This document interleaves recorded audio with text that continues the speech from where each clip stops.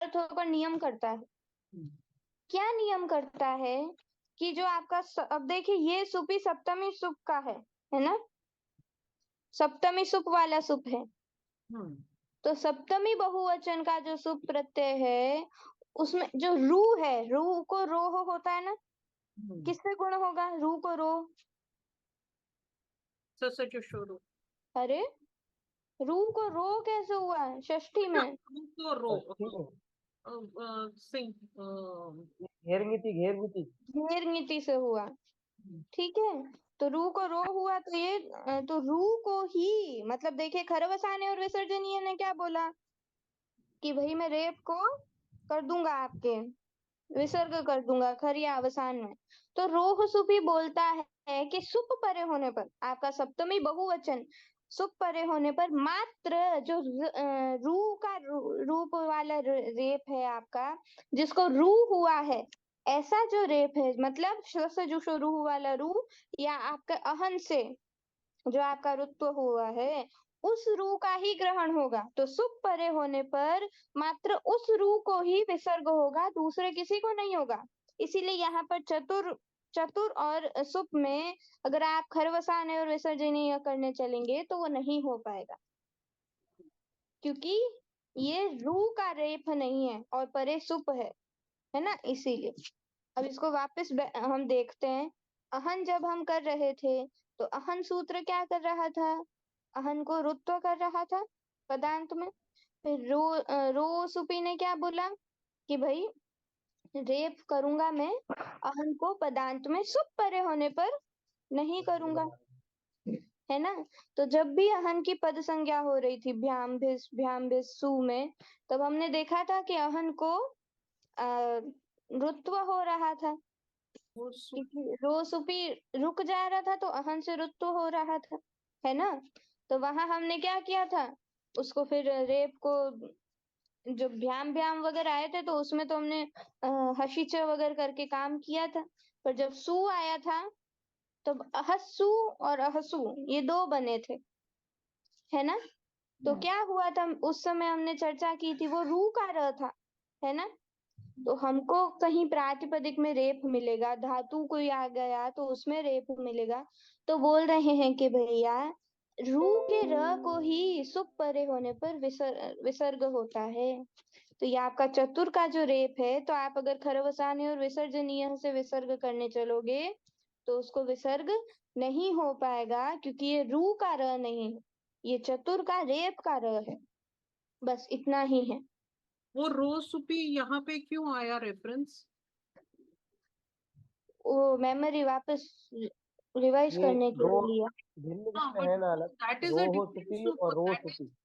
वो रोसुपी जो है वो असुपी वाला सारे सुप और प्रत्यय रेप, है। और और ये, रेप का है केवल, हाँ, और ये और रू तो का है। और ये सप्तमी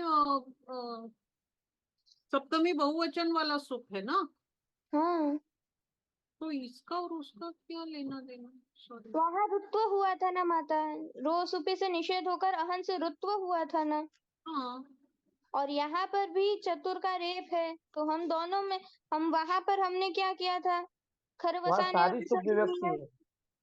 हाँ, वहां पर तो पर सारी वहां शुभ विभक्ति है। थी, पर सुप की भी तो सुप आई थी ना वहां पे। हाँ हाँ। तो वहां पर हम जी। खरवसाने और विसर्जनीय करने चले और यहाँ पर तो भी यही करने चले। बातचीत हो तो रहा था। वहां पर रू का रेप था, तब रो सुपी से सु परे होने पर उसको विसर्ग हो गया, पर न, यहाँ नहीं हो पाया, बस इतनी बात है। वहां पे नकार के को रेफ आदेश था ना। हाँ। नहीं, असुपी रू आदेश हुआ कोई था। भी सुप नहीं है तब। हम्म।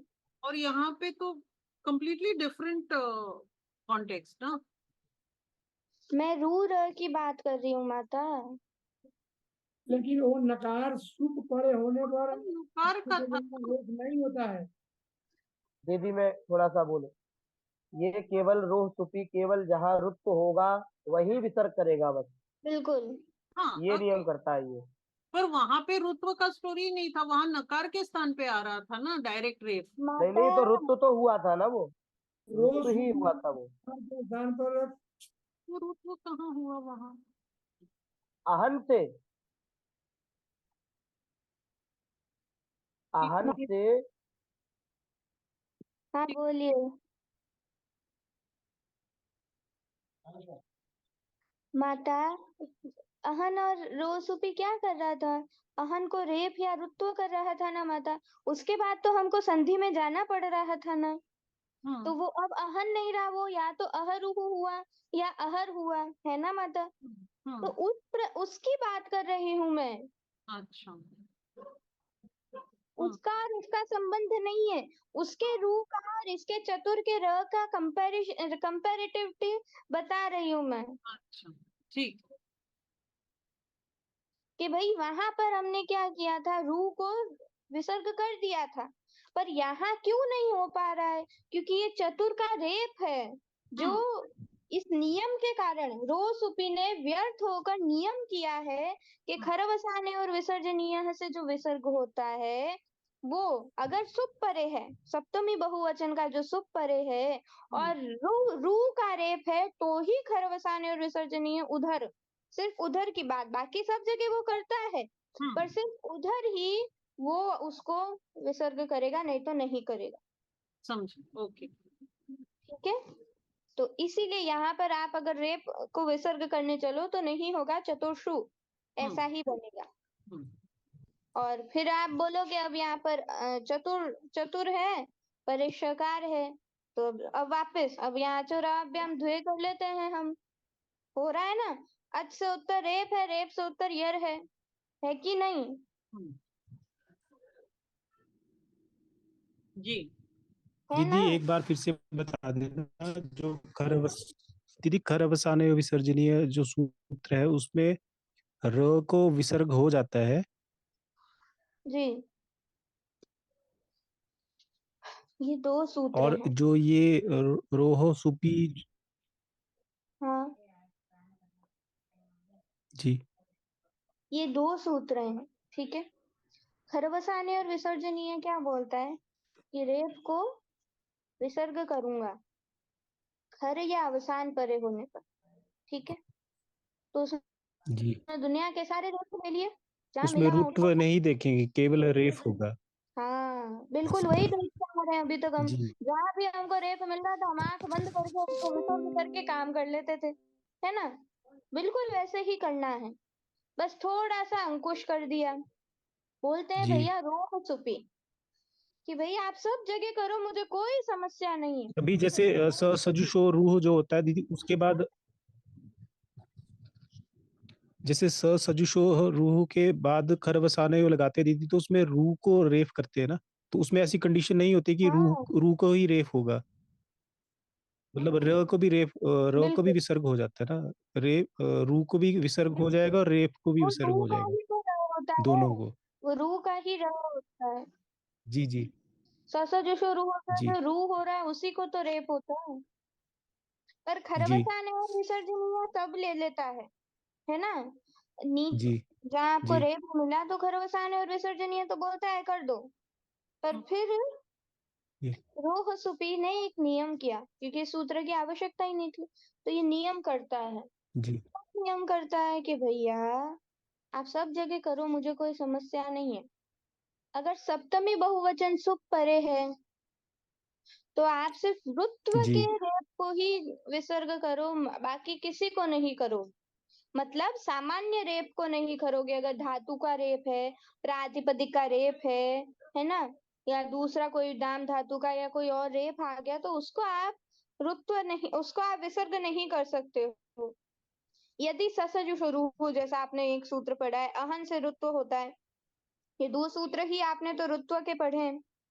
इनसे अगर रुत्व हुआ है तो आप उसको विसर्ग कर सकते हो सुप परे होने पर, अन्यत्र नहीं कर सकते। बस इतनी सी बात है। इसीलिए यहाँ पर रेप नहीं होता है। ठीक है। मतलब सप्तमी बहुवचन में अगर र होगा तब विसर्ग नहीं होगा बस। हाँ, र होगा तो नहीं होगा, रू का र होगा तो होगा। जी हम्म। अब अगला सूत्र है शरोची। अगला सूत्र नहीं, हम सबसे पहले हमको विचार करना कि भाई अब ये इसको तो रेप हुआ नहीं, तो अब हम अचोरहाभ्याम द्वे कर सकते हैं कि नहीं। अच है, अच से उत्तर रेप या रेप है, रेप से उत्तर यर है कि नहीं? तो उस यर को द्वित्व हो सकता है कि नहीं? हो सकता है ना? तो इसके नीचे सूत्र आया है आपका, देखिए आपने अभी 45 पढ़ा था, फिर आप अब आ जाइए 49 पे आइए, शरोची। 49 हाँ 59, 8459 देखिए, शरोची 49 49 हाँ शरोची देखिए, शराब बोलता है कि भाई आपका जो अच से परे जो शर है उसको द्वित्व नहीं होगा, ठीक है? अच से परे जो शर है उसको द्वित्व नहीं होगा। नहीं, अब क्या, अच जिसके परे में है, अच परे होने पर ना। शरोची शर, हाँ, शर से उत्तर यदि अच हाँ, है ना, हाँ, या शर से परे यदि अच है तो उस शर को द्वित्व नहीं होगा। अब देखिए आपका अच है, अचोरहाभ्याम द्वे प्राप्त हो रहा है, पर यहाँ पर चतुर का उकार है, उसके परे शकार है ना, उससे परे रेप है, रेप के बाद शकार है, शकार के बाद उकार है, तो शर है, शर से परे अच हो गया, इसीलिए यहाँ पर द्वित्व नहीं हो सकता आपका। नादिन्याक्रोश पुत्र से ना की अनुवृत्ति आ जाती है, तो अच परे होने पर इसको नहीं होगा, शर को द्वित्व नहीं होगा, इसीलिए यहाँ पर आपका अचोरहाभ्याम द्वे नहीं लग सकता, तो चतुर्षु ऐसा ही बनता है।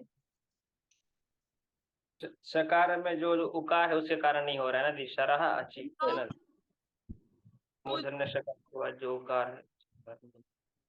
तो शरोची इन अ वे इज अ नियम सूत्र फॉर अनचिच, अनचीच, या इवन इसके लिए भी ना, अचोर रहाभ्याम द्वे। अचोरहाभ्याम द्वे का तो बाधक हुआ और अनचिच को मॉडिफाई करता है ये। हाँ, ओके।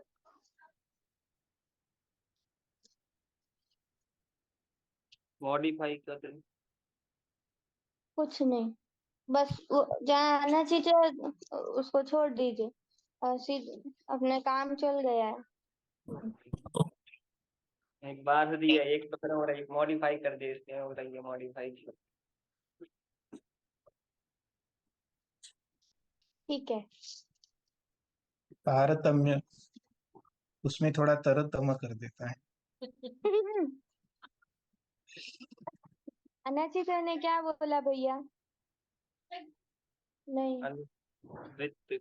यर के आगे दस्त हो है, आने चाने बोल रहे कि ये क्या बोलते ईयर से परे दीदी, एक अच के बाद यर और यर के बाद अच है तो द्वित्व नहीं होगा। हम्म, ईयर के बाद ठीक। आज के बाद ये होगा। तो अब आपका ये अच से परे आपका रेप या कार था, उससे परे आपका ये था, यर था, तो इससे परे अच था, अभी है 10-15 मिनट है। तो ये सीधा सीधा ये अचोरहाभ्याम द्वे को करता है, बाधता है, हाँ, मतलब उसकी ये करता है, और हाँ, उसको प्रसंग को छोड़ दीजिए, ठीक है? हाँ, क्योंकि उसके पास उससे इसका कुछ देना देना नहीं है। है, पर अभी नहीं है, हमारे लिए नहीं है, ठीक अच्छा, है? जी। क्योंकि ये जो 4 सूत्र है ना, हम्म, ये हमको थोड़े से कंफ्यूज कर देते हैं, तो हम्म, अभी हम इसको हमारे माथे में ऐसे ही बैठा लेते हैं, हम्म, फिर जब ये बैठ जाएंगे आराम से तब इनके साथ छेड़छाड़ करेंगे।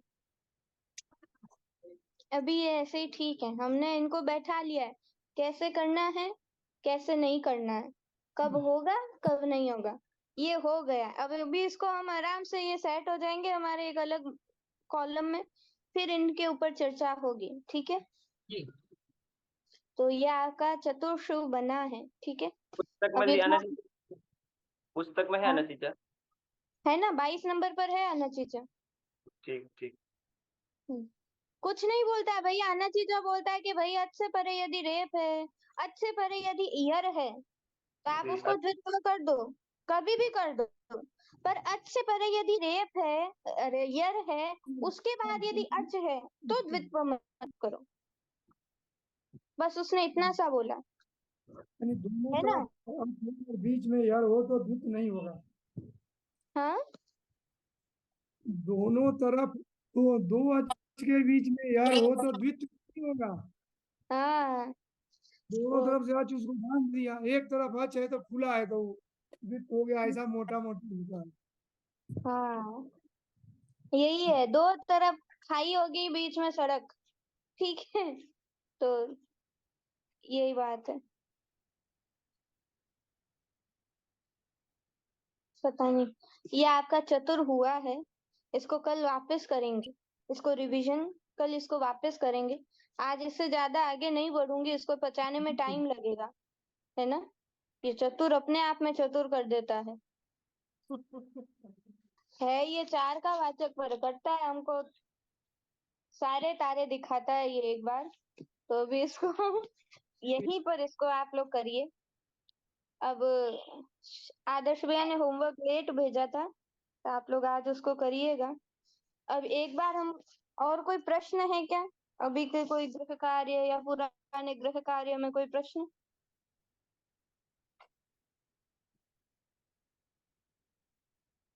माता अनु आए हैं? हाँ जी जी हूँ दीदी। दीदी। हाँ, ठीक। दीदी कोई प्रश्न? हाँ, दीदी मुझे ये एक आमी प्रश्न था। सर्वनाम सूत्र में अवर्ण का अनुवृत्ति कैसे आ रहा है? कहाँ? नामनः से ही हो जाएगा क्या? कहाँ? ये आमी सर्वनामनः सूत्र है ना, आमी सर्वनामनः सूत्र। हाँ,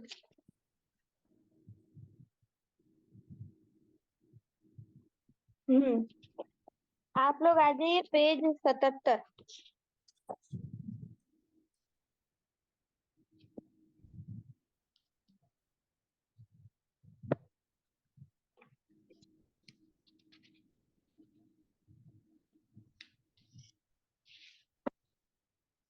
और सूत्र हाँ संख्या है दीदी। क्या? हाँ काका जी।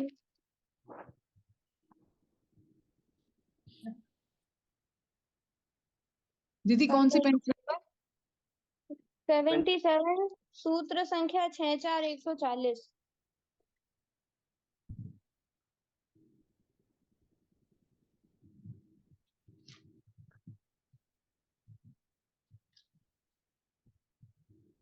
आतो धातो।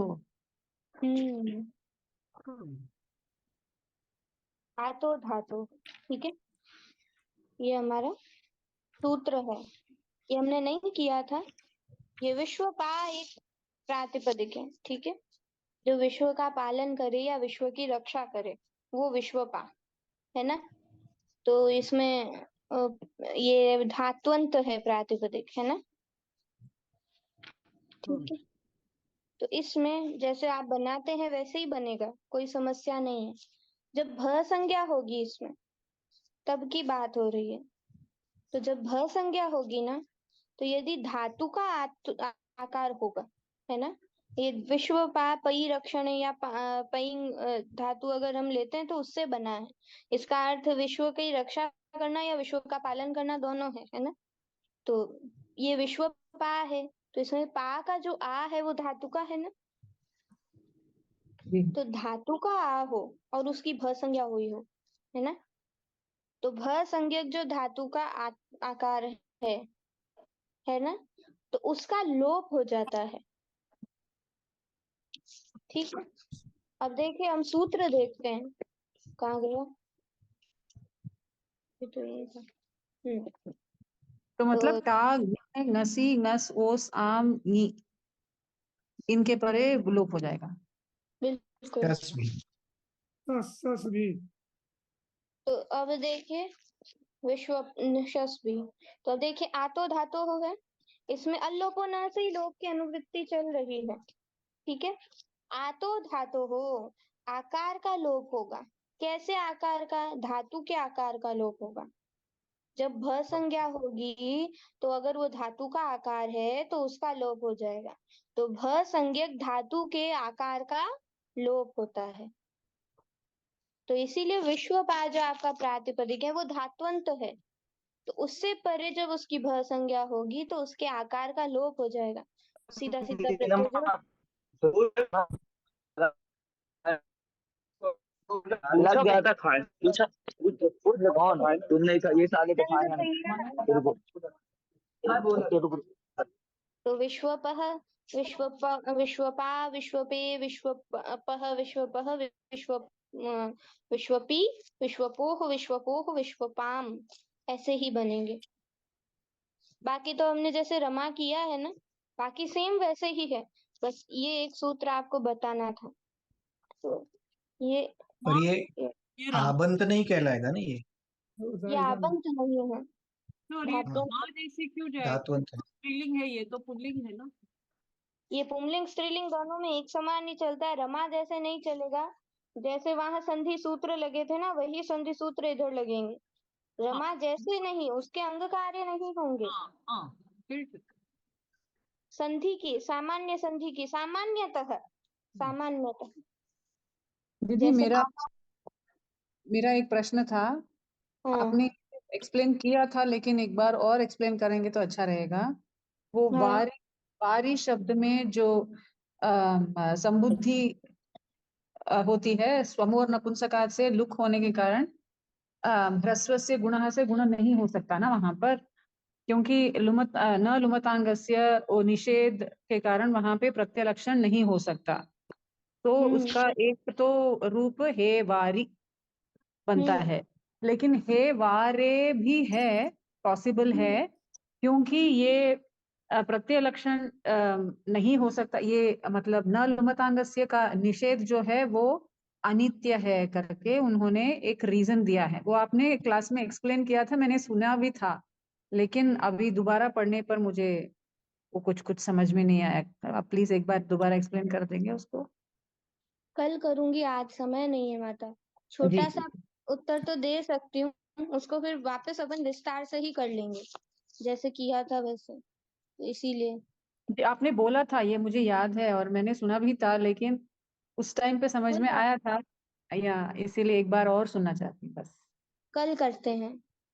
जी ये दीदी। अंतिम के 10 मिनट इसीलिए रखती हूँ ताकि आप लोग जो पढ़ के आ रहे हैं तो अपनी शंका पूछ सकते हैं। हाँ, और कोई शंका? मैं धीरे धीरे ही पढ़ रही हूँ अभी। जो सचिन भैया ने जो बोला था संबुद्धि परे होने पर, वो अभी मैंने पूरा किया है। तो अभी कर तो लिया आम है। आज की अवधि थी, 2 दिन दिए थे आज। तो आम का अभी सबकी शुरू करना है, आदर्श भैया का आम अभी शुरू करूंगी। तो लेकिन जी, इसमें थोड़ा अटक गई थी तो इसीलिए पूछा। कल करते हैं। हाँ माता स्मिता। सह खेन वर्तते, इसका क्या अर्थ हो गया? वो ख्याल भूल गई हूँ, तुम बोला था क्या? आकाश में जो साथ में उड़ते हैं या आकाश में जो साथ में रहते हैं। रहते हैं।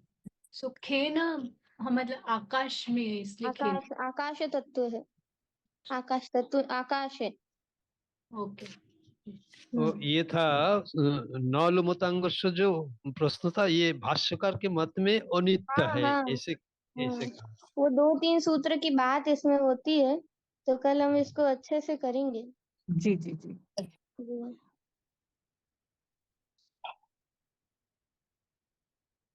ठीक। और थैंक यू कोई दीदी। प्रश्न है? शिवकांत काका जी का नेटवर्क समस्या है, तो एक वो नहीं। और एक है जो, मतलब मैं क्यों कंफ्यूज हो रही पता नहीं, कुमारी नाम में एक प्रणय क्यों नहीं हो रहा है? तुम्हारी नाम में सृष्टि में, हाँ, कुमारी नाम। आप देखिए उसकी धातु संज्ञा है कि प्रातिपदिक संज्ञा है? धात्वंत कुमारी में। धात्वंत है, तो धातु धात्वंत इयंग उयंग स्थानीय है कि यण स्थानीय है? यण स्थानीय होगा ना।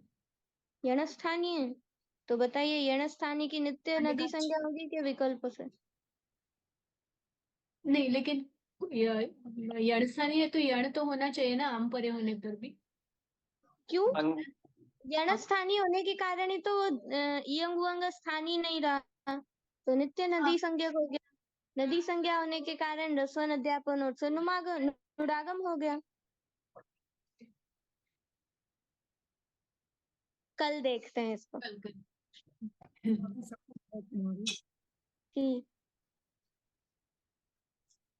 सभी को प्रणाम। वो कल कवि के ऊपर मैंने कुछ बात कह दी थी, तो उसके लिए क्षमा चाहती हूँ मैं। इसके ऊपर कोई कवि कवि का अपने मन पर अंकुश नहीं रहता है, ऐसा कुछ मैंने बोल दिया था। ये तो ठीक ही है। यथासमय रुचते विषयं तत्तथा परिवर्तते। ये तो मम्मट ने कहा है। इसको माने ब्रह्मा ने जो जगत सृष्टि किया है इसमें सररस है, लेकिन कवि का रचना में नवरस है। नवरस रुचिरांग, सब ही रुचिर है, आह्लादनीय आस्वादनीय है। परंतु ब्रह्मा का जो सृष्टि है इनमें तिक्त, कोटु, कषाय ये भी रस है। ये सब आच्छादन योग्य नहीं है। परंतु कवि का रचना में ये जो नवरस है सब ही आस्वादनीय है। कि ये श्रृंगार हर्ष करुण रौद्र वीर भयानक विभत्साद्भुत शांतश्च नवरस नवरसा काव्य स्मृता नाट्य स्मृता। तो कवि तो ऐसे ही चेंज कर देता है एंटायर यूनिवर्स को। यथासमय रुचते विश्वं तत्तथा परिवर्तते। आपने ठीक ही कहा। वो लोग ब्रह्मवेता हैं, हम आप आचार्य हैं, आप बोल सकते हैं, मेरा अधिकार नहीं है, तो नया इसीलिए। चर्चा नहीं है। आप पढ़ रहे हैं यूनिवर्सिटी में, ये आपको आपने सुना है, ठीक है, पढ़ रहा है आप भी, तो जानते हैं आप। जी प्रणाम, कल मिलते हैं। अब आज आदर्श भैया के लेट होने के कारण कोई बात नहीं, उन्होंने छूट भेज गए। दिया है, वो भी बहुत व्यस्त होते हैं, तो उन्होंने भेजा, ये हम पर बड़ी बात है। अब कल पुष्कराज जी काका जी को दायित्व दिया जाएगा और परसों माता स्मिता को। धन्यवाद। ठीक है जी, प्रणाम प्रणाम। सभी को, प्रणाम। जय जय श्री राम। प्रणाम। धन्यवाद दीदी।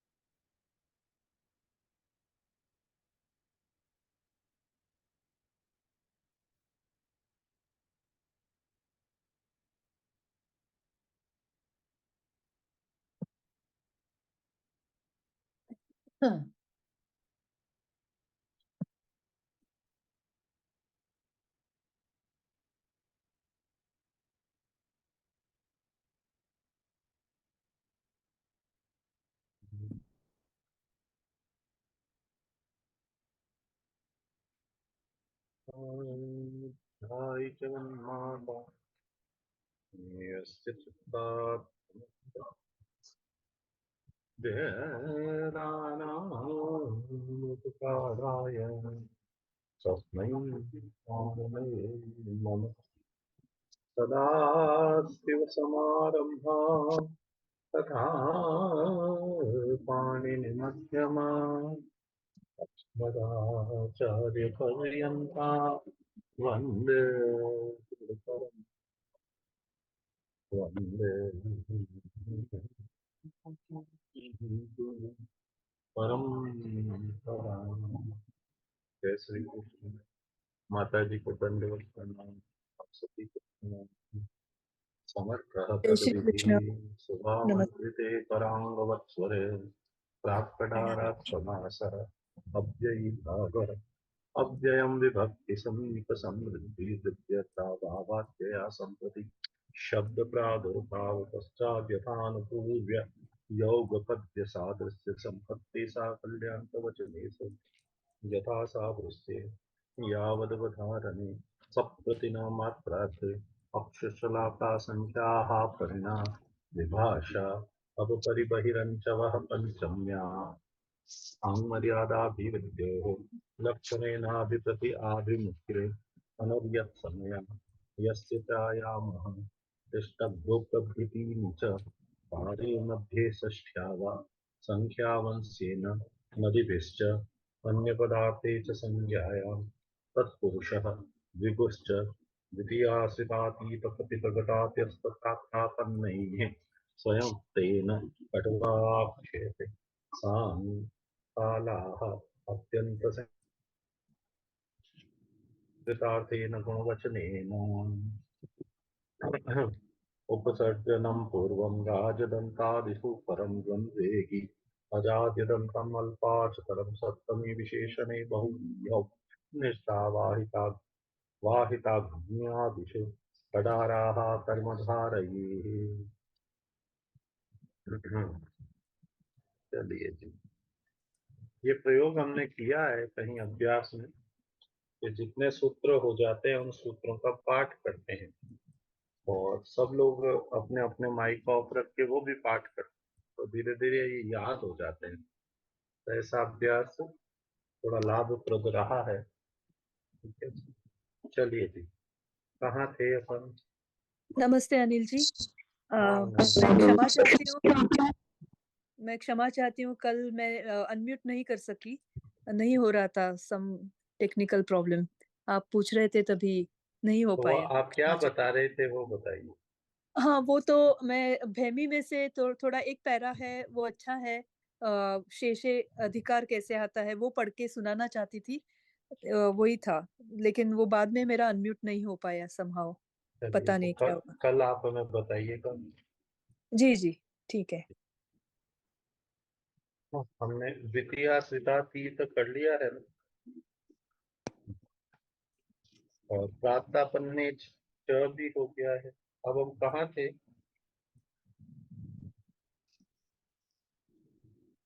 अन्य तरस्याम की अनुवृत्ति का कारण हमने समझ लिया था ना? वार्तिक में थे हम लोग ना। हाँ नहीं, ये डिस्कशन हो गया था ना कि प्राप्तापन्ने च द्वितीयया, इसमें एक तो द्वितीयया और जो द्वितीयाश्रितातीत प्रतितगता यस्त प्राप्तापन्ने में द्वितीया है, दोनों में अंतर है। ठीक है, दूसरा इसमें ऊपर से अन्य तरस्याम की अनुवृत्ति आ रही है, तो जब पहले से विभाषा बैठा ही है, अनु अधिकार चल रहा है, तो फिर यहाँ पर ये अन्य तरस्याम क्यों कहा? तो दोनों विभाषा और अन्य तरस्याम अलग अलग रोल में है। ये डिस्कशन हो गया था ना अपना? जी क्या था? अच्छा, चलिए आगे कहाँ है अपन? फिर यहाँ पर जो इसको एक ये भी किया था, यहाँ जो उपसर्जन संज्ञा होगी नियत विभक्ति की, उसका डिस्कशन भी अपन ने कर लिया था। तो उपसर्जन संज्ञा के दो फल है। जो सामान्य उपसर्जन संज्ञा वो करने वाला सूत्र कौन सा है? उपसर्जनम पूर्व प्रथमा निर्दिष्टम समास प्रथमा निर्दिष्टे अच्छा समास उपद। पूरा बोलिए वेदा जी, पूरा। प्रथमा निर्दिष्टे समास नहीं, निर्दिष्टे नहीं है, निर्दिष्ट प्रथमा निर्दिष्टम समास समासेव समास नहीं, समास उपसर्जन, समास उपसर्जन प्रथमा निर्दिष्टम।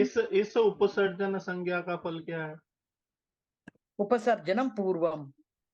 अच्छा, इसके नीचे एक उपसर्जन संज्ञा और बैठी है, वह सूत्र क्या है? एक विभक्ति चा पूर्व निपाते। यहाँ एक विभक्ति का एक का क्या मतलब है? नियत विभक्ति। नियत विभक्ति। नियत विभक्ति। और ये उन्होंने कंडीशन क्यों डाली अपूर्व निपाते? पूर्व निपात न हो उपसर्जन पूर्व का अपवाद करने के लिए। और च किस लिए आया सूत्र में? उपसर्जन, उपसर्जन संज्ञा के लिए। तो फिर ये जब पूर्व निपात के लिए आया ही नहीं, तो इसकी उपसर्जन संज्ञा का फल क्या मिला? गो स्त्री और उपसर्जन से क्या मिला? ह्रस्व। ह्रस्व। तो जो ये ह्रस्व हो गया, तो दो कंडीशन हो कहीं कोई कुछ कह रहे हैं जी?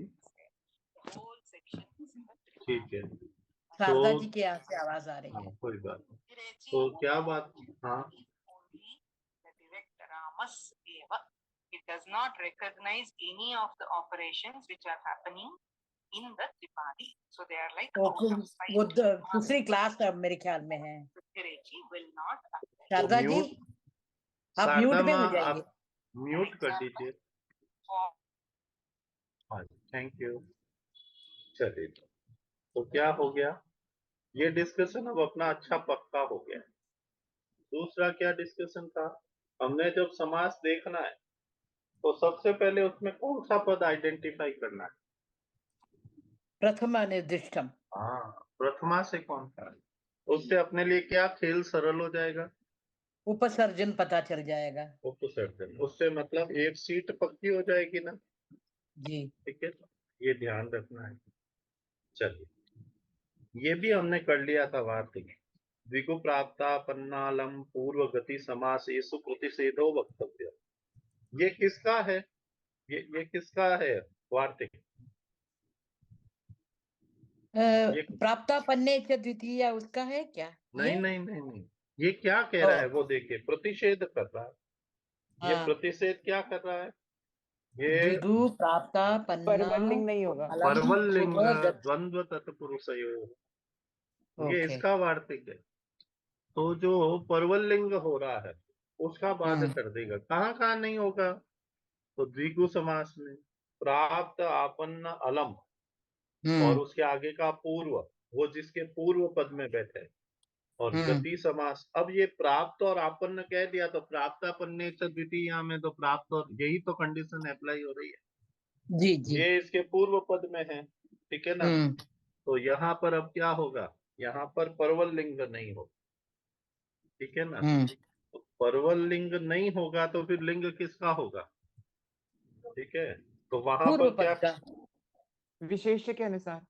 विशेष्य के अनुसार, ठीक है ना। इस वार्तिक में परवल लिंगता का निषेध करके विशेष्य का लिंग होने से प्राप्त जीविकः, प्राप्त जीविकः, आपन्न जीविकः, प्राप्तापन्ने च द्वितीयया सूत्र में विभाषा का अधिकार रहते हुए भी, ये अपन ने डिस्कशन अच्छे से कर लिया। अन्य तरस्याम है ना, अन्य तरस्याम क्यों दिया जी यहाँ, क्यों दिया? द्वितीया द्वितीया जो श्रुतातीत, उस सूत्र से भी समास प्राप्त हो जाए। हाँ, ये देखिए ये क्या है, प्राप्त और आपन्न दो जगह पढ़ दिया। कहाँ कहाँ पढ़ दिया? तो पहले पढ़ा द्वितीया द्वितीया श्रुतातीत पतित श्रुतातीत पतित गताभ्यस्त गताभ्यस्त प्राप्तापन्ने, प्राप्तापन्नैः। और फिर जाके 2-2-4 में पढ़ दिया। क्या पढ़ दिया? प्राप्तापन्ने प्राप्तापन्ने च च द्वितीयया। द्वितीयया। अब ये पर है, दो बातें हो गई यहाँ पर, ये पर भी बैठा है, ठीक है ना। तो यहाँ क्या हो गया, प्राप्त और आपन्न आ गया। तो ये क्या होना चाहिए, ये पूर्व सूत्र का अपवाद हो गया। तो अपवाद हो गया तो एक ही लगेगा, तो वो एक ही नहीं दोनों लग जाए विकल्प से। तो प्राप्त, जो ये पहला सूत्र हमने पढ़ा द्वितीया श्रितातीत पतित गताभ्यस्त प्राप्तापन्ने है, इस सूत्र से भी समास हो जाए, और प्राप्तापन्ने च द्वितीयया से भी समास हो जाए, इसलिए अन्य तरह से आम की अनुवृत्ति आती। यहाँ तक का डिस्कशन अपन ने कर लिया। अब क्या कहा जी? हाँ जी, ये हो गया पूरा उत्तर? हाँ अभी नहीं हुआ ना? ठीक ठीक। अभी थोड़ा सा और चलेगा जी, एक पेज जी माने जी और सर। कुछ कह रहे थे आप? हाँ कुछ नहीं, वो मुझे कृष्णश्रिता वाला जिस दिन आपने कराया था उस दिन मेरा नेटवर्क नहीं था, तो दोबारा उसे मैं सुनना कौन सा? चाहता था। कृष्णश्रिता, उसमें माताजी की पुस्तक में वो द्वितीय हाँ पद का होना चाहिए और कृष्ण लिखा था। नहीं, वहां देखिए अतः उत्तर पद कृष्ण के है ना लिखा हुआ, अतः उत्तर पद देखिए पृष्ठ संख्या 305 पर आइए। जी एक जी जी। बीच में सूत्र लिखा है परवल लिंग द्वंद्व तत्पुरुषयोः हो, उसके ठीक नीचे वाली लाइन में लिखा है अतः उत्तर पद कृष्ण के पुल्लिंग, इसे कृष्ण जी। की जगह श्रितः कर दीजिए, श्रितः। अच्छा। हाँ, तो दो कंफ्यूजन थे अपने, कृष्णम श्रितः है ना ये शिवकांत जी, तो जी कृष्णम जी। कौन सी विभक्ति हो गई? द्वितीयांत। द्वितीयांत हो गई। सूत्र में द्वितीया को कौन सा पढ़ा गया है? द्वितीया की विभक्ति क्या है? प्रथमा निर्दिष्ट। तो फिर बताइए, जो द्वितीया से कहा गया पद है वो समास में कहाँ बैठेगा? पूर्व। बस, तो कृष्ण पूर्व में बैठ गया। तो कृष्ण पूर्व में बैठा तो उत्तर में कौन जो बचा वो बैठ जाएगा। ठीक है जी।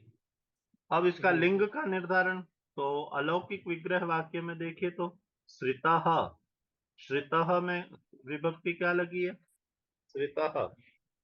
प्रथमा। हाँ, तो ये पुल्लिंग हो गया, तो उत्तर पद प्रधान हो गया। तो उत्तर पद प्रधान होने से उत्तर पद का लिंग क्या है यहाँ? पुंलिंग। बस, तो पुल्लिंग हो गया, तो कृष्ण श्रितः। ठीक है, जी जी। यही था अपना जो पहले डिस्कशन हुआ, यहाँ पर कंफ्यूज हुए थे अपन। अब स्पष्ट है ना बात? जी हाँ जी हाँ। हाँ, चलिए आ जाइए। अब क्या कहते हैं, महाविभाषा के कारण समास न होने पर विग्रह वाक्य भी रहेगा, जीविकाम प्राप्त हो, जीविकाम आपन्न। हाँ यहाँ ये प्राप्त, कैसे, ये जरा रूप बताइए, दो जो रूप दिखा है यहाँ पे। अरे इसमें तो सीधा विग्रह वाक्य ही दे दिया ना जी। ओहो, हाँ, विग्रह वाक्य। जीविकाम प्राप्त है। अच्छा, ये तो पहला वाला, द्वितीय ये कब दिया उन्होंने, क्या कह रहे हैं? जो पहली विभाषा है वो विभाषा को क्या विकल्प देती है कि आप विग्रह वाक्य भी लिख साधु होगा, और हाँ कौन साधु होगा? समास भी साधु होगा। जी। तो विभाषा के कारण विग्रह वाक्य लिख दिया अपन ने। तो या तो जीविकाम प्राप्त कह दीजिए, ठीक है ना, प्राप्त जीविक कह दीजिए, ठीक है ना। तो ये बात कहते हैं यहाँ, अच्छा अच्छा। प्राप्त जीविका ये न सह प्राप्त जीविका। जब ऐसा बनेगा तो वो समास ऐसा बहुव्रीहि नहीं किया जा सकता, क्योंकि बहुव्रीहि करने से स्वर में भेद हो जाता है। आगे जाके ओहो। समास के स्वर की बात होगी तो स्वर भेद हो जाएगा, आगे यहाँ सीखेंगे। प्राप्त जीविका ये न सह। यहाँ भाष्यकार कहते हैं कि जिस तत्पुरुष में उत्तर पद की प्रधानता होती है वहां तो परवल लिंगता भाष्य से ही सिद्ध रहती है। यो युत्तर पद प्रधानो दैव कृतम तस्य परवल लिंगम। राज्ञः पुरुष में, ये अपन ने पाठ किया है, पहले किया है ना, तो थोड़ा तेजी से पढ़ देता हूँ। जी अंकल। राज्ञः पुरुष में पुरुष की प्रधानता होने से ये समास स्वतः ही पुल्लिंग है। राज भार्या यह तत्पुरुष स्वयं ही स्त्रीलिंग है, उत्तर पद है। और राजभवनम यह स्वतः ही नपुंसक लिंग है।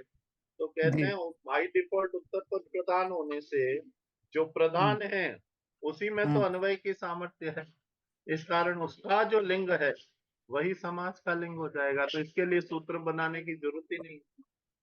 तो फिर ये परवल लिंगम द्वंद्व तत्पुरुष सूत्र किसके लिए बनाया? तो हमने बना दिया, ये कहाँ के लिए?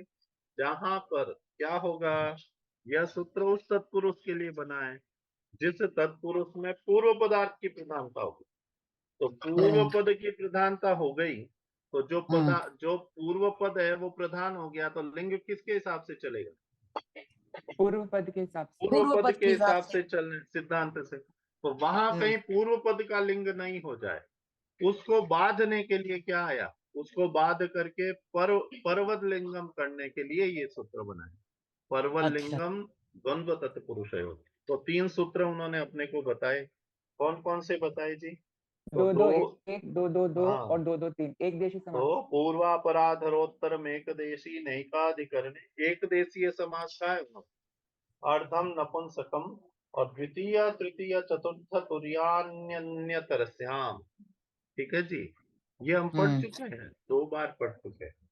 तो परवल लिंगम द्वंद्व तत्पुरुषयोः के लिए हम कुल 3 बातें पढ़ते हैं। क्या पढ़ते हैं?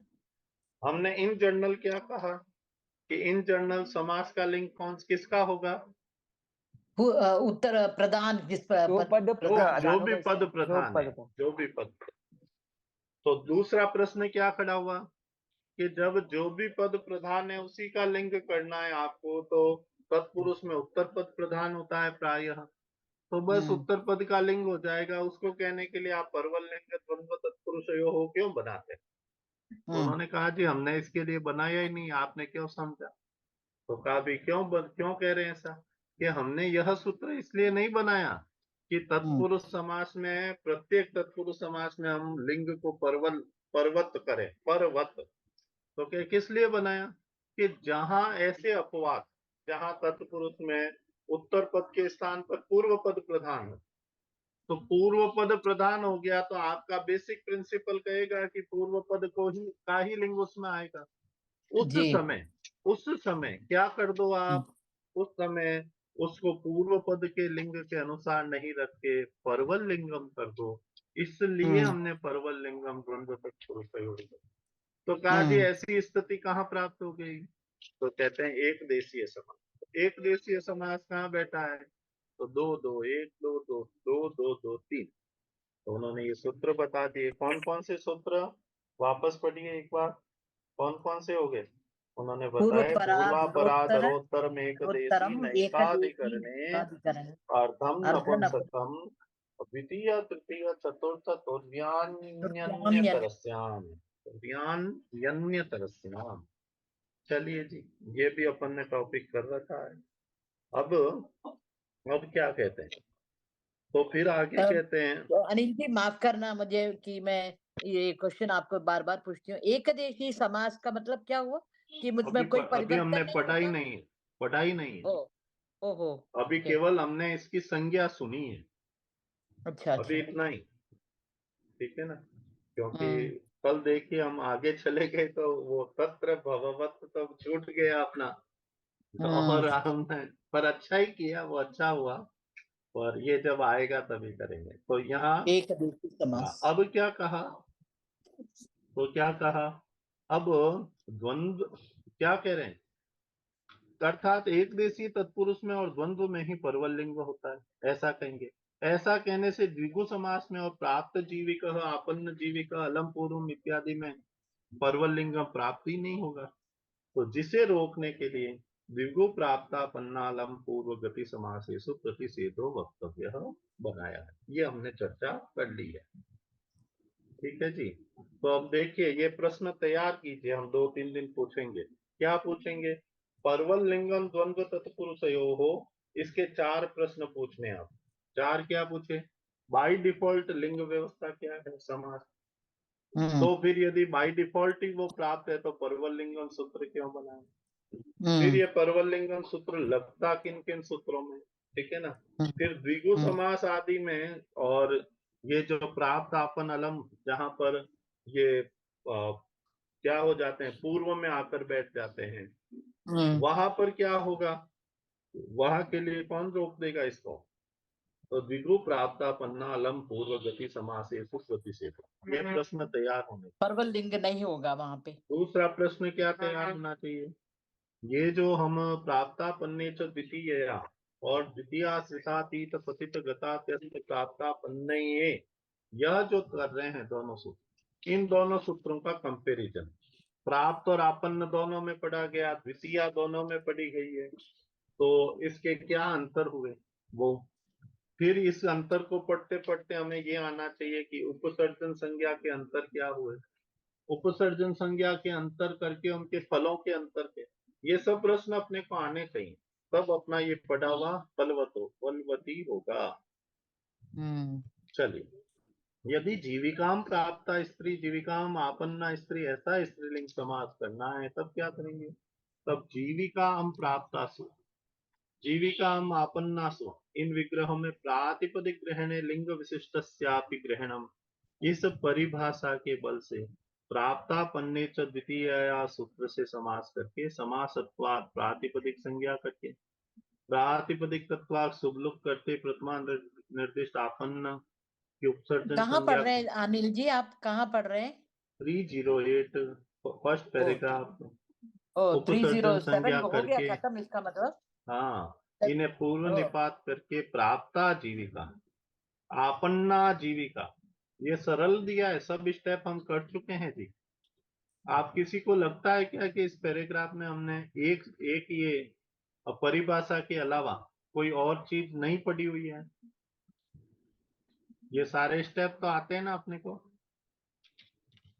पढ़ना पड़ेगा, मुझे याद नहीं आ अरे रहा है। वापस पढ़िए तो, चलिए 1 मिनट और लगेगा। प्रश्न क्या है, जीविकाम प्राप्ता, ये है अलौकिक विक्रय प्राप्त क्या है, देखिए क्या कहा, जीविकाम प्राप्ता स्त्री, उसकी बात हो रही है। तो उसमें बनाया जीविकाम प्राप्ताः, तो जीविकाम प्राप्ताः बनाया। तो इनमें अब क्या कह रहे हैं, अब एक बात के अलावा सब के प्रातिपदिक के ग्रहण से उसके लिंग विशिष्टस्यापि ग्रहणम, तो लिंग विशिष्ट का भी ग्रहण हो जाता है। कहाँ काम में लेंगे वो आगे देखते हैं। तो क्या कहा सबसे पहले, अब प्राप्तापन्ने च द्वितीयया सूत्र से समास कर दीजिए। तो प्राप्तापन्ने च द्वितीयया से जब आप समास करने लगे तो बताइए यहाँ पर द्वितीया किस में है? द्वितीयया द्वितीयया, तो द्वितीयया तो प्रथमा निर्दिष्ट नहीं है ना। ना ना, तो प्राप्तापन्ने, तो प्राप्त तो लिया अपन ने, ठीक है ना, तो जी प्राप्त आ जाएगा। फिर क्या कर दिया, वो कह रहे हैं प्रातिपदिक कृत तद्धित समासाष्ट से प्रातिपदिक संज्ञा कर दी। प्रातिपदिक संज्ञा हो गई तो सुबो धातु प्रातिपदिक से सुबलुक कर दिया। फिर प्रथमा निर्दिष्टम, तो प्राप्त और आपन्न की उपसर्जन संज्ञा हो गई, ठीक है। तो उपसर्जन संज्ञा होके उनको पूर्व निपात, तो प्राप्ता जीविका, जीविका, आपन्ना जीविका, ऐसा बन गया। जी। अब देखिए प्राप्तापन्ने च द्वितीय सूत्र में प्राप्तापन्ने के बाद अकार का प्रश्लेष मानने लेंगे, तो प्राप्त मान लीजिए, तो प्राप्तापन्ने अद्वितीयया। अब द्विवचनांत एकारांत जो प्राप्तापन्ने हैं उसका जो ईदु दे द्विवचनम प्रगृह्यम सूत्र से प्रगृह्य, ये प्रगृह्य संज्ञा अभी अपन ने नहीं पढ़ी है ना। ये कहाँ शुरू बैठी शुरू है? में पढ़ा था, शुरू संधि में था, संधि हाँ। संधि एक में एक में है ये, पढ़ा हुआ है, संधि में। और ये पहले में ही आ जाता है। आप कृष्ण ऐसे बुलाते हैं ना तभी वो प्रक्रिया संज्ञा होती है, प्रकृति। हाँ।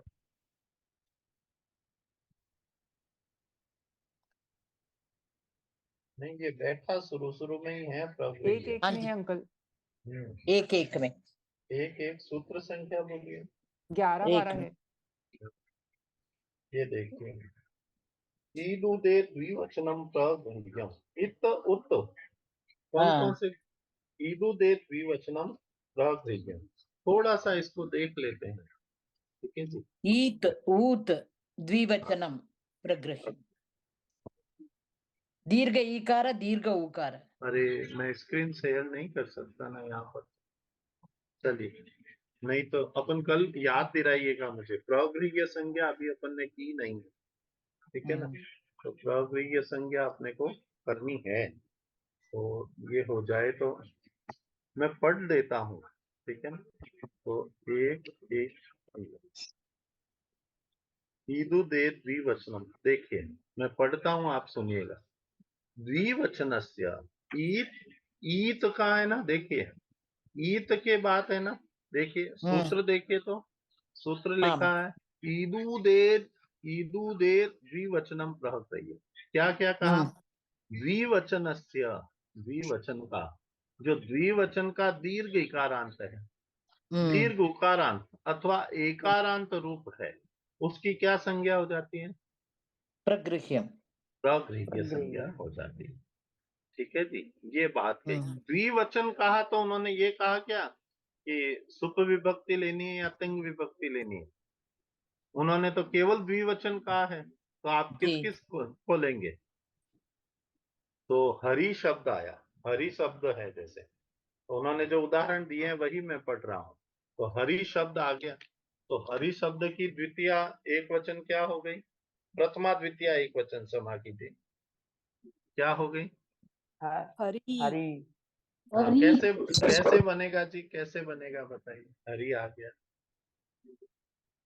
पूर्व सवर्ण दीर्घ होगा, औ आ गया, हरि ठीक है ना? प्लस औ जी। सूत्र बताइए। प्रथमयो, ये हरि प्लस औ औंग होगा आपा? तो पहले और ईकार नहीं नहीं, औ आपा क्यों आएगा यहाँ? हाँ, यहाँ नहीं यहाँ आएगा, तो नहीं। हरि नहीं हरि प्लस औ, इसमें इक्वलेंसी इत्यादि प्राप्त होंगे, उसको प्रथमयो हो पूर्व सवर्ण दीर्घ आएगा और वो दीर्घ कर देगा, ठीक है, हरि, तो कोई हरि। निषेध नहीं करेगा। अब बताइए हरि, हरि कैसा है? हरि दीर्घ, नहीं, दीर्घ इकार, द्विवचन में दीर्घ, द्विवचन में द्विवचन का दीर्घ ईकारांत है, तो इसकी प्रवर्गीय संज्ञा हो जाएगी ना। हाँ जी। फिर साधु, साधु शब्द है, साधु से हाँ भी यही प्रक्रिया होके साधु बन जाएगा, जी। तो उसकी भी प्रक्रिया संज्ञा। फिर माला शब्द है, माला। अब यहाँ पर आप बताइए, माला आई ना, माला के पर हुआ है, तो यहाँ क्या होता है? वो बोल रहे थे ना, कहाँ गए श्रेयांश जी? जी अंग, अंग क्या है वो, तो कौन सा सूत्र है आंगी वो? आप औंग अपह वा, औंग हाँ, अपह। माले देख के, बनेगा हाँ तो नहीं, वो पहले उसके ऊपर कौन बैठा है वो बताइए। औंग जश्य आप, सी हाँ, सी हो गया, सी होने शी से हो गया, हाँ शी हो गया, तो ई हुआ उधर, तो क्रम क्या है गुणकारी है। देखिए, जसह शी, औंग आपह और नपुंसकाच, ये तीनों साथ याद होने चाहिए। तो जसह सी से शुरू हुआ, जसह सी, तो ये जसह सी किसके लिए बैठा है? अदंत सर्वनाम सर्वे से परे। बनता है, सर्वे याद कीजिए। हाँ तो जी, अदंत सर्वनाम से में। परे। हाँ, तो सर्वनाम में आ गया। तो सर्वनाम के लिए एक वेरिएशन, जो 5 वेरिएशन है उसमें से, अब वहां से अनुवृत्त होके सी की अनुवृत्ति आ गई, औंग आपह। औंग हाँ जी, पूर्वाचार्यों की विभक्ति, नाम है विभक्ति का, ठीक है हाँ ना। जी। औंग, तो औंग के स्थान पर क्या हो गया? सी। तो सी। आबंत है, तो माला में क्या हो गया? माला, और उसके परे क्या आ गया? शी। ई। तो क्या हो आद गुण, जाएगा? आद गुण, माले, गुणम। आद गुण। रमा रमे, ठीक है ना। अब द्वि शब्द आ गया, द्वि में भी द्वे हो जाएगा। कैसे होगा जी? द्वि, द्वि, द्वे, द्वि को द्वे कैसे होगा? यदादि नामः लगेगा क्या? यदादि नामः हाँ, द्वि आ की गणना, आ जाएगा। अ होगा, फिर अतो गुणे, फिर द्वि की गणना किस में हुई है? त्यदादि गण में। त्रिदादिगण, यदादि कौन से गण में? सर्वादिगण। सर्वादि गण में। हाँ, अब पकड़ लिए, वाह जी वाह। पच बना, पच। अब पच कौन से है? पच के रूप चला रहे हैं लट लकार में, आत्मनेपदी, ठीक है, ठीक है। तो वहां बता रहे हैं, पचेते, तो पचेते, पचे, पचे थे, पचे थे, पचा वहे, तो पचे थे, पचे थे, पचा वहे, ये द्विवचन के रूप। इन सब में पीछे ए बैठा है ना, तो इसकी जी प्रगृह्य संज्ञा हो प्रगृह्य गई। संज्ञा। हाँ, अब कह रहे हैं और चलिए अभी इतना ही करते हैं। तो आज क्लास वो करना है क्या? नहीं। नहीं, आज तो माता जी का ही लिंक है ना अपना। ओके। चलिए, थोड़ा सा हम परिचित हुए हैं प्रगृह्य संज्ञा के पहले सूत्र से, तो अभी एक एक सूत्र अपन देखेंगे। तो प्रगृह्य संज्ञा, अपने इसका फल नहीं देख रहे हैं अभी अपन, तो प्रगृह्य संज्ञा हमारे पकड़ में आएगी। वापस वहां आइए, ये आया कहाँ था? तो मैं कहा था, 308 में आ गए ना अपन। हाँ, अब क्या कह रहे हैं, इसकी जो ईदु दे द्विवचनम प्रगृह्यम सूत्र से प्रगृह्य संज्ञा प्राप्त होती है, उसको छंदासत्वात रोक कर प्रकृति भाव को रोक, प्रकृति भाव संधि हमने की है ना, कौन सा सूत्र आ जाएगा? बोलिए। प्रकृति भाव। अरे हरे राम। शुरू में सुभदा जी बोले प्लुत थे, प्रगृह्य अचिनित्यम। सूत्र संख्या बोलिए। वो पता नहीं। अरे जी, यही है, प्लुत प्रगृह्य अचिनित्यम 6:1 शायद। में है इससे प्रकृति भाव हो जाता है। 123 अपनी माता जी की पुस्तक, 6:123। देखिए, प्रकृति भाव संधि आप आरंभ होती है प्रकृत्यांत पादम अव्य परे, उसी में प्लुत प्रगृह्य अचि नित्यम, प्लुत प्रगृह्य अचि नित्यम। तो इस सूत्र से प्रगृह्य संज्ञा जो प्राप्त हुई, छांदसत्वात्, छांदसत्वात् मतलब क्या हो गया बताइए, आप लोग जानते हैं? छंदस में हाँ, वेद के विषय में, वेद के वेद विषय के में, इसको रोक दिया। आंगो अनुनासिक है छंदसी। हाँ, तो उस प्रकृति भाव को रोक देंगे, तो प्रकृति भाव होने से रुक गया। अब क्या कहते हैं, इस सूत्र का अर्थ करेंगे कि प्राप्त आपन, इन सुबंतों का समास द्वितीयांत समर्थ सुबंत के साथ विकल्प से होता, और साथ ही प्राप्त आपन शब्दों को अकार अंतादेश भी होता। प्राप्ता पन्ने के बाद अकार का प्रश्लेष होने के कारण यह अकार आदेश प्राप्त आपन्न शब्दों को ही होता है, जीविका को नहीं। कौमुदीकार इसका विच्छेद इस प्रकार करते हैं, द्वितीयया अ, किंतु ये कौमुदी विषय में ही दिया है। अभी जहां मैंने देखा था तो कौमुदीकार के मत को दिया है, काशिकाकार ने इस मत को लिया नहीं है। तो कहीं अलग से वार्तिक आदि से लेते होंगे तो अपने को नहीं पता। भाष्य मैंने नहीं देखा है, ठीक है। तो काशिका में नहीं है, सिद्धांत कौमुदी में इसको दिया है, ठीक है जी। तो वहां है ऐसा मान लिया गया है, छुप गया है।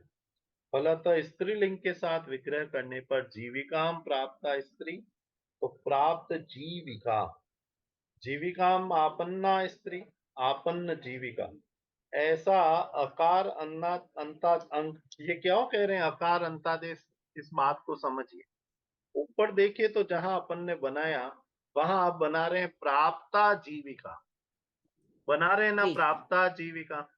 तो हाँ फिर जी। प्राप्ता जीविका को जोड़ेंगे तो भी प्राप्ता जीविका ही बनेगा ना। हाँ, प्रकृति भाव से। और अभिष्ट क्या है, प्राप्त जीविका, है ना। उस अभिष्ट को कैसे करेंगे, अकार अंतादेश, अंतादेश किसको करेंगे, प्राप्त और आपन्न, क्योंकि वो प्रश्लेष कहाँ मानेंगे, प्राप्त और आपन्न के बाद प्रश्लेष मान रहे। तो प्राप्तापन्ने च द्वितीयया में प्राप्तापन्ने, यहाँ एकार के बाद क्या मान रहे हैं कि यहाँ अ भी इतना अधिक इनमें मिल गया है कि दिख नहीं रहा है, तो उसको अलग करके देख लीजिए। तो वो जो अकार का प्रश्लेष मानते हैं वो अकार आदेश हो गए। किसको आदेश हुआ, प्राप्तापन्ने के ए के बाद पड़ा है, तो मतलब प्राप्तापन्ना जब ये आकार होगा तभी तो अ से भिन्न कुछ होगा, तभी आदेश करेंगे ना आकार। यदि अ पहले से ही बैठा हो तो वहां आदेश की आवश्यकता रहेगी क्या, नहीं, है ना। तो अ से इतर जब प्राप्त जीविक पहले से ही बन रहा है तब जरूरत नहीं है। जब क्या हो गया, उसको स्त्री कहा तो फिर क्या हुआ, प्राप्ता जीविका, आपन्ना जीविका, ऐसा कहा। तो वहां पर अभिष्ट क्या है, अपने को प्रयोग सिद्ध क्या करना है, प्राप्त जीविका। उसके लिए क्या कर दिया, जो प्राप्त में तकारोत्तर आकार है उसको क्या अंतादेश किया, अकार। अकार। और ये अभी हम लगभग याद कर रहे हैं, क्योंकि इसको समझना अभी शेष है हम सभी के लिए। तो ये कैसे होता है, इसको क्या टेक्निक है, कैसे मान लेते हैं, तो अभी हम ये पाणिनि भगवान का क्रम नहीं है। ये लक्ष्य को देख के सिद्धि करना, लक्ष्य एक सिद्धि पाणिनि भगवान का क्रम नहीं है, लक्षण एक सिद्धि ये है। परंतु यहाँ एक गली उन्होंने दे दी, उन्होंने कहा ये प्रयोग छांदस है, कहा ना। तो छांदस में पाणिनि भगवान भी लक्ष्य एक सिद्धि कर। जब छांदस होता है तो उनकी व्याकरण क्या होती है, लक्ष्य के अनुसार चलती है। और जब लोक के प्रयोग होते हैं तब कैसी चलती है, लक्षणिक सिद्धि। जैसा लक्षण है वैसा सूत्र लगाते हुए प्रक्रिया चलिए, अपने आप उत्तर आएगा। ये प्रक्रिया जो लक्षण देखते हुए लक्ष्य की ओर पहुंचती है वो कौन सी है, लोक की प्रक्रिया। और जहां लक्ष्य को देख के प्रक्रिया की जाती है वो कौन सी, किस में देखते हैं, वेद में। क्योंकि वेद में जो शब्द है वो साधु ही है, वो शब्द साधु है, ये पहले से सिद्ध है। तो जब वो शब्द साधु है, पहले से सिद्ध है, तो आपको प्रक्रिया से शब्द सिद्ध करना है, फल पहले से ही पता है। यहाँ पर तो यहाँ जो एक शब्द दिया ना उसने अपने को बचा लिया। उन्होंने दिया है ना छांदसत्वात्, देखिए तीसरी लाइन में दिया है, इसकी जो ईदुदे द्विवचनम प्रगृह्यम सूत्र से प्रगृह्य संज्ञा प्राप्त होती है, उसको छांदसत्वात्, ये जो शब्द कह दिया ना तो अब अपन बच गए, ठीक है ना, उसकी सिद्धि के लिए। तो ये स्पेशलिटी थी इस सूत्र में। आगे बढ़ सकते हैं अब इस सूत्र से जी। अनिल जी, वो परिभाषा एक बार देख सकते हैं क्या, प्रातिपदिक ग्रहणीय लिंग विशिष्टस्यापि ग्रहणम। अलग से देखनी चाहिए अपने को, ठीक है। अच्छा तो इसको जी। अलग अपन देखते हैं, अभी अपने टू डू लिस्ट में आ गया है, मोस्टली परसों देख लेंगे इसको, ठीक है। हाँ जी जी। स्वयं तेन, तेन कहा, तो क्या कहा, स्वयं यह अव्यय आत्मना के अर्थ में वर्तमान। ये जो स्वयं है ये किस अर्थ में है, जो अपन जिस अर्थ में प्रयोग कर रहे हैं ना वही अर्थ है स्वयं। और कैसा कह दिया उन्होंने, एक शब्द दीजिए ध्यान में, अव्यय पद है, ध्यान दीजिएगा। फिर क्या कह रहे हैं, इस स्वयं अव्यय का तांत सुबंत के साथ। तो तांत सुबंत कहा मतलब क्या लगेगा इसके पीछे, कौन सा प्रत्यय, प्रत्यय है, त प्रत्यय लग जाए, तो त प्रत्यय लग गया, ठीक है ना। तो ऐसा जो त प्रत्यय लगते प्रातिपदिक बना है उसका जो सुबंत रूप है उसके साथ स्वयं का जब अपन करेंगे समास, ठीक है ना, तो उसकी क्या होगी, कैसा समास कहलाएगा वो, तत्पुरुष संज्ञा। तत्पुरुष, ठीक है जी। अब देखिए यहाँ क्या कह रहे हैं, हाँ अब कह रहे हैं स्वयं धौतौ पादौ, तो स्वयं धौतौ पादौ, स्वयं विलीनम आज्यम, स्वयं विलीनम आज्यम।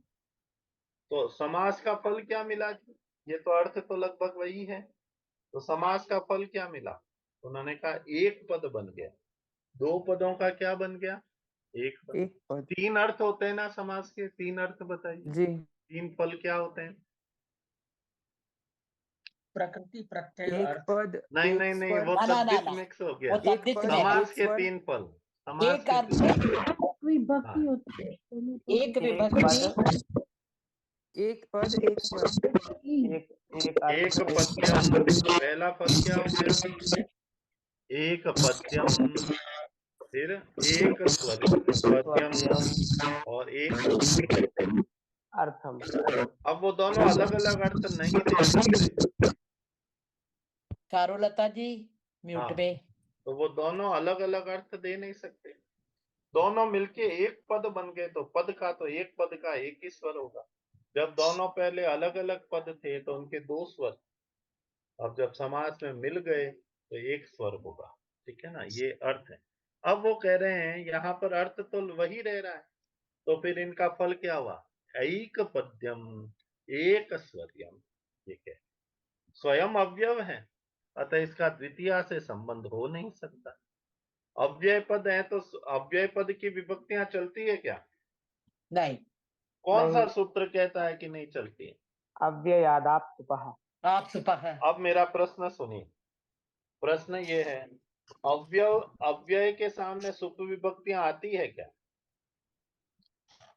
आती है। अव्यय के सामने आती तो तीन और आती है ना। वो ये अव्यय ध्यान पद लोक रखना। हो जाता है। वो हाँ, तीसरा और पंचमी ऐसे कुछ था ना, वो मैं क्या था। एक जगह मैंने डिस्कशन पढ़ा है, वो कहते हैं कि एक भ्रांति हो गई है कि अव्यय को सुप विभक्तियां लगती नहीं है, वो कह रहे हैं ऐसा नहीं है।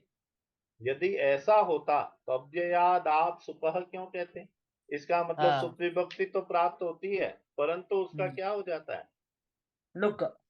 अब इसका फल लुक। यहाँ नहीं है, जहाँ लुक हो गया उसका वहां फल नहीं है, ये कहने का। इन्होंने यहाँ सुप क्यों कहा, जहां लगा के हटाना ही था उसके लिए सुप नहीं कहते हैं पाणिनि भगवान। इत संज्ञा में लगता है और हट जाता है तो फल क्या हुआ, लग के हटना फल थोड़ी है, लग कर हटाना, लग कर हटा, ये इंपॉर्टेंट है। तो लग कर हटा तो इंप्रेशन छोड़ गया, तो वहां उसका नाम हो जाता है, उस नाम के कारण उसकी प्रक्रिया तय पद होती बन है, जाता है। प्रक्रिया तय होती है, प्रक्रिया तय होती है इत संज्ञा में। अब यहाँ पर क्या होगा, हाँ, इस संज्ञा में। हाँ यहाँ पर क्या होगा, अब ये अव्यय है, हमने कहा अव्यया दाप सुपह से तो लुक हो गया, उसके नीचे के दो सूत्र क्या है, उसके नीचे के दो हाँ, सूत्र क्या पंचमी है, और तृतीया विभक्ति का हुआ। यदि सुप विभक्ति लगती नहीं तो जो हम अदंत प्रातिपदिक में कहते हैं कि सबके जी। स्थान पर हम आदेश कर दो, हाँ, और क्या कहते हैं, परंतु तृतीया में मत करो, करेक्ट। पंचमी में मत करो, सप्तमी में विकल्प से करो, ऐसा कुछ कहते हैं ना अपन। जी जी जी। हाँ, तो सूत्र निकालिए तो दो चार दो चार में में आइए, और दो चार में पढ़िए तीनों सूत्र। अव्ययादाप सुपह नाव्ययी भावाद दतोम त्वत् पंचम्याः तृतीया सप्तम्यो बहुलम। पंचम्या तो तृतीया अव्ययादाप सप्तम्यो। सुपह, अगर ये सुप विभक्तियां लगती नहीं तो नीचे के दो सूत्र क्या करने के लिए बैठे हैं? Correct correct. वो कह रहे हैं ना अव्ययी भावात, सभी के स्थान पर हम आदेश कैसे होगा जी? यदि लगा ही नहीं तो हम कैसे? इसलिए ये मैंने पढ़ा था कि कुछ जगह ऐसा गड़बड़ी हो जाते हैं, वो शॉर्ट में पढ़ाते हैं ना, जब तो शॉर्ट में पढ़ाते हैं तो दो भ्रांतियां मैंने पढ़ी। एक तो कह देते हैं कारक में प्रथमा विभक्ति कर्ता को कहती है। अब हम लोग अर्गित नहीं कह सकते, हम लोग जैसे ही ये सुनेंगे तो कहेंगे ये खोटा पढ़ा रहा है। और दूसरा ये अव्यय पद के सम्मुख सुप आता ही नहीं है। हाँ, ये दोनों गलत है। सुप आता है, अदंत के अलावा सब जगह लुक हो जाता है। अदंत के लिए दो सूत्र बैठे। क्या सूत्र बैठे हैं? बाकी सब जगह तो हम आदेश होगा, पंचमी में नहीं होगा, तो पंचमी के वही बनेंगे रूप, ठीक है ना, टांग अंसिंग अंसा मीनात स्या वाला। और क्या होगा? तृतीया और सप्तमी में विकल्प से होगा, ठीक है ना। हाँ, तो अपन कहाँ थे और कहाँ चले गए? यहाँ थे, क्योंकि अव्यय से उत्तर विभक्तियों का तो अव्ययाद आप से। हाँ जी, अभी कितनी देर तक कक्षा चलेगी? 10 मिनट चलेगी ध्रुव जी। जी प्रणाम। आपकी आज्ञा है क्या? नहीं नहीं, आप ले लीजिए। हाँ जी, धन्यवाद। 10 मिनट है ना अभी अपने पास? हाँ है। तो अव्ययाद आप सुपह सूत्र से लुक हो जाता है। अतः द्वितीया से स्वयं का संबंध उपपन्न न होने के कारण यहाँ द्वितीया की अनुवृत्ति नहीं होती है। अब ध्यान दीजिए ये क्यों कह रहे हैं, इसको अष्टाध्यायी खोल के सूत्र का क्रम पढ़िए। अष्टाध्यायी ये उनको कहना पड़ा। क्यों कहना पड़ा? क्योंकि एक जगह तो अनुवृत्ति नहीं आ रही और आगे आ रही है। तो उन्होंने कहा द्वितीया श्रितातीत पतित गतात्यस्त प्राप्ता पन्ने। वो कह रहे हैं ये जो द्वितीया है, तो जब हम खटवाक छेपे ये पढ़ेंगे, ठीक है ना, खटवाक छेपे उन आदि सूत्रों में आगे तो हम द्वितीया को ले जाएंगे, और स्वयं तेन यहाँ पर हम क्या ले जाएंगे? द्वितीया नहीं लाएंगे। क्यों नहीं लाएंगे जी? क्योंकि स्वयं कैसा पद है? तो स्वयं अव्यय भी तो है ना। अच्छा, स्वयं अव्यय पद है जी, अव्यय पद है। तो स्वयं अव्यय पद हो गया। तो वो कह रहे हैं, ये हम कहने के लिए आपको कह रहे हैं विशेष रूप से कि आप ये ध्यान रखिए कि यहाँ द्वितीया इसलिए अनुवृत्त नहीं है क्योंकि सूत्र में अव्यय पद पढ़ दिया गया है। हाँ ठीक है जी। तो ऐसा नहीं मान प्रथमा लीजिएगा कि निर्दिष्टम के, यदि ये इसको हम द्वितीया मानेंगे तो प्रथमा निर्दिष्टम से उपसर्जनम संज्ञा हो जाएगा। नहीं ये नहीं, सारा आप मान नहीं सकते नहीं ना। सकते। करेक्ट हाँ, क्योंकि ये स्वयं को उन्होंने क्या कह दिया? अव्यय अव्यय बता पद कह दिया। ठीक है जी जी। जी जी। चलिए, खटवा शेपे तेन की अनुवृत्ति है। तेन की अनुवृत्ति है निंदा अर्थ गम्यमान होने पर। शेपे का मतलब क्या हो गया? शेपे निंदा के अर्थ में ही आता है। और खटवा प्राकृतिक द्वितीयांत सुबंत का प्रत्ययांत समर्थ सुबंत के साथ समास होता है और उसकी तत्पुरुष संज्ञा होती है। खटवाम आरूढ़, खटवारूढ़ो जालमः। यह जालिम अभी से खटवारूढ़ हो गया। देखिए क्या कह रहे हैं, इस वाक्य को समझिए। बहुत सुंदर उदाहरण दिया है माँ ने। खटवा का अर्थ क्या? खट का अर्थ खटवा माने खाट। खटवा माने खाट है। अच्छा, खटवा माने खाट। ओके। देखिए यहाँ जो खटवारूढ़ हो गया ना, ये थोड़ा सा अलग अर्थ में दे रहे हैं। और सैया पे चला गया, तो सैया पे चला गया। आपने अपन ने एक सूत्र पढ़ा था ना अभी, स्तनडिला व्रत वाला। तो शिवकांत भैया ने कहा था कि में पढ़ा था जब यज्ञोपवीत संस्कार करके और वो जाते हैं गुरुकुल में, तो वहां पर शय्या शयन नहीं होता है, वो भूमि शयन करते हैं। करेक्ट। तो अब सैया या जो सैया पर जाने का, खटवा खाट पर जाने का वो कह रहे हैं, तो इसका मतलब क्या हो गया? वो गृहस्थ होने जैसा अर्थ दे रहे हैं। तो कह रहे हैं अभी से खटवारूढ़ हो गया। तो ये निंदा है। कहते हैं कि क्या होता था पहले, जब गुरु आज्ञा देते थे, वस्त्र देते थे, तब उसको पता चलता था कि वो ब्रह्मचर्य जीवन में जाएगा या गृहस्थ में। गुरु उसकी पात्रता देख के उसको आदेश देते थे। अब गुरु के यहाँ गुरुकुल का अध्ययन पूरा हुआ नहीं, उससे पहले ही वो गुरुकुल से विमुख हो गया और अपने मन मर्जी से ही किसी आश्रम में प्रवेश पा लिया। इसलिए उसकी निंदा करने के लिए अभी क्या कहते हैं, खट्वाम आरूढ़ जाल महा, निंदा कर रहे हैं, उसकी निंदा कर रहे हैं और माँ समझा रहे हैं इस अर्थ को। यह निंदा है, क्योंकि शास्त्रों का नियम है पहले अध्ययन करके स्नातक होकर उसके बाद गुरुओं की आज्ञा लेकर तब खट्वारूढ़ होना चाहिए, अर्थात विवाह करना चाहिए। उसके पहले ब्रह्मचर्य आश्रम में रहते हुए वेदाध्ययन काल में भूमि पर ही शयन करना चाहिए। यह जाल्म गुरु की अनुमति के बिना वेदाध्ययन काल में ही खट्वारूढ़ हो गया, अर्थात गृहस्थ आश्रम में प्रवेश कर गया। कितनी बड़ी निंदा। एक पैराग्राफ दिया है माँ ने पूरा एक पैराग्राफ दिया एक उदाहरण में। तो पहले की परंपरा क्या थी, आपको यदि गृहस्थ नहीं होना है, संसार त्यागी होना है, ये डिसीजन भी कौन लेते थे, गुरुजन लेते थे। जो उसके गुरु होते थे वो आज्ञा देते थे। तो जब वो गुरुकुल में पढ़ता था, वहां से आज्ञा लेके आता था, तब उसका डिसीजन होता था कि वो गृहस्थ में जाएगा या गृह त्यागी बनेगा। अब दोनों काम मन मर्जी से हो रहे हैं, इसलिए समाज में पतन आता है, इसलिए समाज की निंदा जैसी स्थिति हो गई। आचार्य जी, ये जो ये समावर्तन संस्कार होता है, तो शास्त्रों में ऐसा आया है कि समावर्तन के बाद शादी कर लेनी चाहिए, ऐसा नहीं कि शादी ना करे और लफंडरों की तरह से घूमता रहे।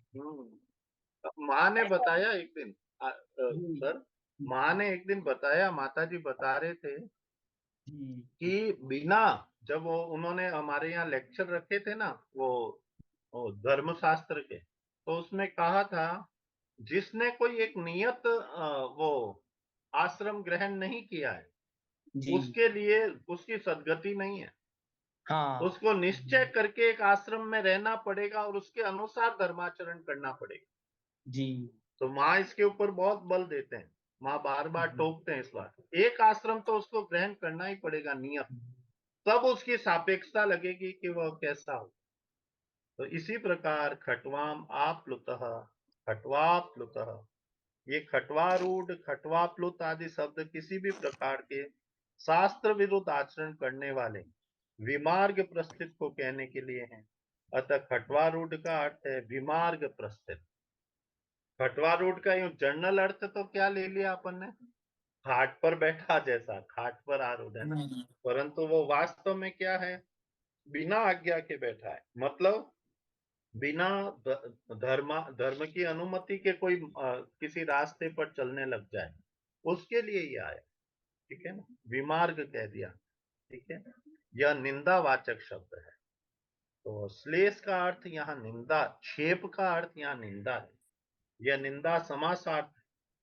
अब ये देखिए बहुत इंपॉर्टेंट बात कह रहे हैं उन्होंने, जो क्षेप कहा है ये अर्थ किसका है, ये जो खटवार के साथ समास कर रहे हैं, ये क्षेप अर्थ कब आएगा, जब आप समास कर लोगे तब आएगा। अगर समास नहीं करोगे तो निंदा अर्थ नहीं ला रहे हैं। क्या कह रहे हैं, यह निंदा समासार्थ है, समास के कारण उपजा हुआ अर्थ है, अतः समास होने पर ही निंदा अर्थ गम्यमान होगा। ऐसी स्थिति में जब आप विभाषा के अधिकार में होने पर भी यह समास कैसा हो जाता है, नित्य ही होता है। ये बहुत इंपॉर्टेंट है, यह हम एक प्रश्न बना सकते हैं कि विभाषा के अधिकार में पढ़ा हुआ जो एक समास है, जो विभाषा में पढ़े जाने के बाद भी नित्य समास होता है। क्यों होता है, क्योंकि वहां पर एक मर्यादा कर दी कि ये जो खटवा के साथ समास दिया है इसका अर्थ क्षेप, मतलब निंदा अर्थ केवल और केवल तब होगा जब ये समास पद होगा, समास होने पर ही होगा। इसका मतलब जब समास नहीं होगा, जो इसका लौकिक विग्रह वाक्य होगा, उसका अर्थ निंदा होगा ही नहीं। तो निंदा नहीं होगा तो इस सूत्र का अर्थ निकलेगा ही नहीं। इसका मतलब क्या हो गया, दोनों अलग अलग हो गए, दोनों अलग अलग हो गए, एक ही अर्थ को नहीं कह रहे हैं, तब क्या हो गए, दोनों भिन्न हो गए। तो फिर इस सूत्र से वो विभाषा नहीं चलेगी। तो विभाषा में पढ़े जाने के बाद भी, क्योंकि खटवा क्षेपे में जो क्षेपे का है वो समासिक पद का अर्थ है, इसलिए ये क्या होगा, इसका लौकिक विग्रह वाक्य इस अर्थ को नहीं दे। ठीक है ना, ये बात हम स्पष्ट समझ पा रहे। तो ये छोटा सा एक सूत्र है, पर इसके तीनों पैराग्राफ बहुत इंपॉर्टेंट लिखे हैं हमारे। ये तीनों पैराग्राफ बहुत महत्वपूर्ण है। तो इसके आगे अपन कल करेंगे। अब ये सूत्र पूरा होगा नहीं, इसको कल देखेंगे। आप सबको बहुत बहुत धन्यवाद। माता जी को प्रणाम, आप सबको प्रणाम। धन्यवाद जी, नमस्कार। धन्यवाद। प्रणाम।